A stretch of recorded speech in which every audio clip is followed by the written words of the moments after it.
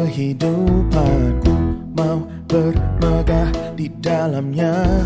Apapun yang terjadi, sukacitanya tak tinggalkanku. Jangan bersungut atau berbantah, tunjukkan kita anak Allah, tak bercelah, bercahaya seperti bintang di dunia. Ku mau kerjakan keselamatan dengan takut dan gentar, dan taat senantiasa. Sebab Allah yang mengerjakan semua dalam segala kemampuanku, perbuatanku semua untuk senangkan hatinya.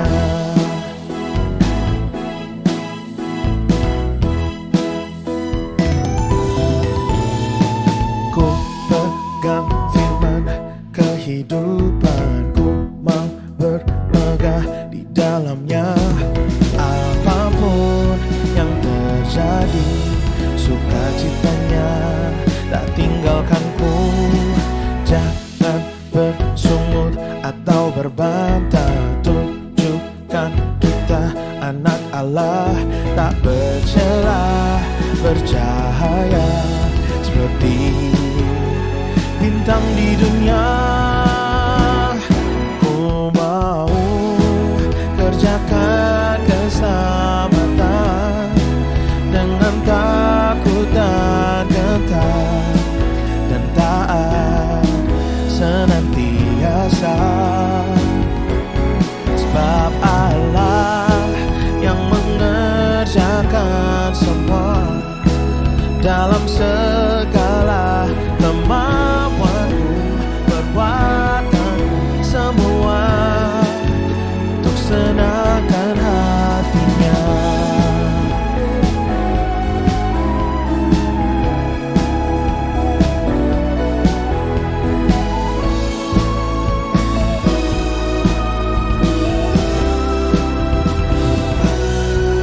Ku mau kerjakan keselamatan dengan takut dan gentar, taat senantiasa. Sebab Allah yang mengerjakan semua dalam segala kemampuanku, perbuatanku semua untuk senangkan hatinya.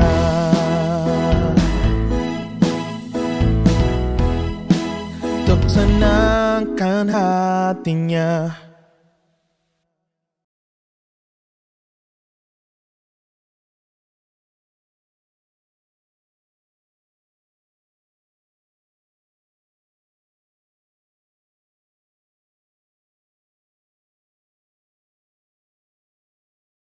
Puji Tuhan, saudaraku yang kasih dalam nama Tuhan Yesus, kita jumpa kembali dimanapun saudara berada. Tuhan senantiasa memberkati kita. Sebelum kita merenungkan kebenaran firman Tuhan, mari kita tundukkan kepala. Terima kasih Tuhan Yesus buat kebaikan-Mu, kasih setiamu yang Engkau limpahkan dalam kehidupan kami. Pada malam hari ini Tuhan, Engkau mengizinkan kami kembali untuk merenungkan kebenaran firman-Mu. Dimanapun saudara kami berada Tuhan, kami yakin dan percaya berkat-Mu senantiasa mengalir di tengah-tengah kehidupan kami. Dalam nama Yesus, haleluya, amin. Puji Tuhan, saudaraku yang kasih dalam nama Tuhan Yesus Kristus. Malam ini kita akan membuka kitab kita di dalam Injil Yohanes pasal 3. Injil Yohanes pasal 3 ayat yang ke-17 sampai yang ke-21. Kalau sudah ketemu, akan saya bacakan renungan pada malam hari ini, yaitu saya ambil hanya dalam nama Yesus, ya, hanya dalam nama Yesus. Nah, di dalam Yohanes pasal 3 ayat 17 sampai 21 demikian bunyinya. Sebab Allah mengutus anaknya ke dalam dunia bukan untuk menghakimi dunia, melainkan untuk menyelamatkannya oleh Dia. Barang siapa percaya kepadanya, ia tidak akan dihukum. Barang siapa tidak percaya, ia telah berada di bawah hukuman, sebab ia tidak percaya dalam nama Anak Tunggal Allah. Dan inilah hukuman itu, terang telah datang ke dalam dunia, tetapi manusia lebih menyukai kegelapan daripada terang, sebab perbuatan-perbuatan mereka jahat. Sebab barang siapa berbuat jahat, membenci terang dan tidak datang kepada terang itu, supaya perbuatan-perbuatannya yang jahat itu tidak nampak. Tetapi barang siapa melakukan yang benar, ia datang kepada terang, supaya menjadi nyata bahwa perbuatan-perbuatannya dilakukan dalam Allah. Saudaraku yang kasih dalam Tuhan Yesus Kristus, renungan pada malam hari ini saya ambil hanya dalam Yesus. Nah, dalam ayat ini dijelaskan yaitu tentang keselamatan. Ya, keselamatan adalah kebutuhan yang mutlak, diperlukan setiap orang, saudaraku yang kasih. Namun banyak orang kurang memahami arti keselamatan itu sendiri. Mereka tidak tahu bagaimana mendapatkan keselamatan itu. Nah, seringkali kita mendengar yaitu ada pepatah mengatakan banyak jalan menuju Roma. Tetapi di dalam keselamatan, dalam firman Tuhan jelas mengatakan bahwa hanya ada satu jalan, yaitu menuju ke surga. Nah, saudaraku yang kasih dalam Tuhan, ini seringkali kita mendengar, pepatah ini sering kita mendengar, tetapi kita sebagai anak-anak Tuhan, bahwa ada satu jalan, yaitu hanya di dalam Yesus Kristus menuju ke surga. Nah, apa betul itu? Mari kita lihat di dalam Kisah Para Rasul, saudara. Kisah Para Rasul pasal 4 ayat yang ke-12 jelas dikatakan di sana, saudara. Kalau kita mau memperhatikan Kisah Para Rasul pasal 4 ayat 12 dikatakan demikian. Dan keselamatan tidak ada di dalam siapapun juga selain di dalam Dia, sebab di bawah kolong langit ini tidak ada nama lain yang diberikan kepada manusia yang olehnya kita dapat diselamatkan. Ada satu kata yang menekanannya apa, saudara? Bahwa di sana dikatakan apa? Yaitu apa? Sebab di bawah kolong langit tidak ada nama lain yang diberikan kepada manusia selain manusia yang olehnya kita dapat diselamatkan. Nah, sini ada penekanan selain di dalam Dia. Berarti hanya ada satu nama, yaitu di dalam nama Tuhan Yesus Kristus. Nah, saudaraku yang kasih dalam, artinya apa? Untuk menuju atau untuk memperoleh keselamatan itu, saudaraku yang kasih dalam Tuhan, hanya ada satu, yaitu melalui Yesus Kristus. Dia adalah jalan satu-satunya untuk menuju keselamatan. Itu ditekankan di dalam Yohanes pasal 14 ayat 6. Apa saudara? Akulah jalan kebenaran dan jalan hidup. Jelas sekali, saudara. Kita bersyukur kepada Tuhan karena Tuhan mau menjadi penolong kita, menjadi juru selamat kita, supaya kita selamat sampai tujuan.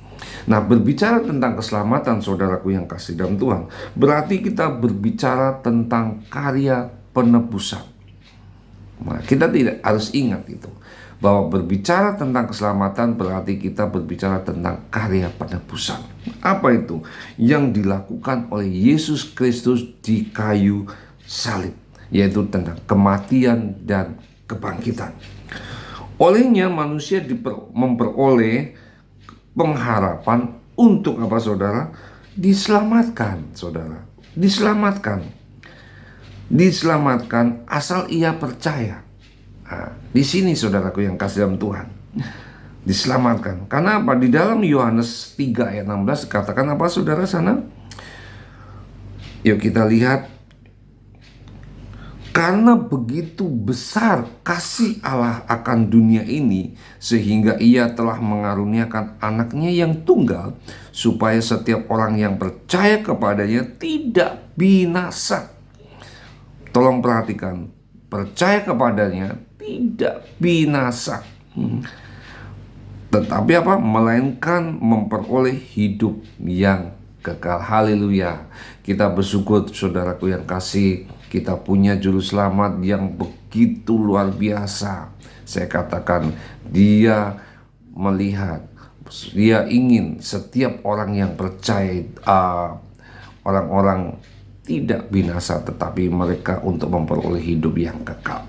Kita bersyukur kepada Tuhan bahwa kita adalah orang-orang yang begitu diberi anugerah untuk memperoleh keselamatan itu, supaya apa? Hidup kita memperoleh hidup yang apa? Kekal. Nah, artinya apa, saudaraku yang kasih? Apa arti keselamatan itu, saudara? Yaitu terlepas atau apa, saudara? Dibebaskan dari hukuman. Nah, ini kita lepas atau dibebaskan dari hukuman kutuk dan akibat dari apa, saudara? Dosa. Ya, dari dosa. Keselamatan tidak dapat kita raih dengan kekuatan sendiri. Tidak ada, saudara. Tidak mampu, karena kita adalah orang-orang berdosa. Tetapi apa di sini, apa, saudara? Keselamatan manusia seringkali berusaha untuk apa? Berbuat baik dan melakukan ajaran agama dengan harapan dosa-dosanya diampuni. Nah, perbuatan baik saja tidak bisa menebus dosa-dosa kita, saudara. Ya, dijadikan ukuran untuk memperoleh keselamatan. Ya, artinya apa? Manusia tidak dapat memperoleh keselamatan melalui usahanya sendiri. Puji Tuhan, saudaraku yang kasih. Kita adalah orang-orang yang sangat beruntung. Anugerah Tuhan diberikan kepada kita supaya apa, saudara? Kita memperoleh keselamatan. Puji Tuhan, saudaraku yang kasih dalam Tuhan Yesus Kristus. Allah telah menyediakan keselamatan itu supaya apa, saudara?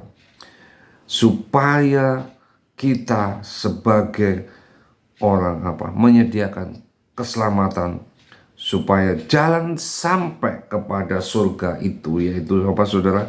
Melalui pengorbanan Tuhan Yesus. Puji Tuhan, saudara. Ini yang menjadi kerenungan pada malam hari ini, supaya kita selalu diingatkan bahwa apa yang kita lakukan itu bukan usaha kita, melainkan satu anugerah yang Tuhan berikan di dalam kehidupan kita supaya kita memperoleh keselamatan. Puji Tuhan, saudaraku yang kasih dalam Tuhan, inilah menjadi renungan kita bahwa keselamatan itu hanya ada di dalam nama Tuhan Yesus Kristus. Mari kita tundukkan kepala. Terima kasih Tuhan Yesus buat kebaikan-Mu. Engkau rela mati di kayu salib untuk menebus dosa-dosa kita, supaya kita memperoleh keselamatan yang daripada-Mu, Tuhan. Barang siapa yang percaya kepada Engkau, Tuhan, dan taat kepada Engkau, maka keselamatan itu boleh terjadi dan menjadi milik kita, Tuhan. Terima kasih, Tuhan. Meteraikan firman-Mu, Tuhan, agar kami tetap bekerja, mengerjakan keselamatan itu setiap hari, dan kami boleh selamat sampai tujuan, Tuhan, bertemu dengan Engkau, Tuhan. Terima kasih, Tuhan. Meteraikan, Tuhan, firman-Mu ini. Berkati setiap sidang jemaat-Mu yang mendengarkannya, Tuhan. Berkati sidang jemaat-Mu dimanapun berada, Tuhan. Engkau berkati dalam nama Yesus. Haleluya. Amin. Sampai jumpa. Tuhan Yesus memberkati. Haleluya.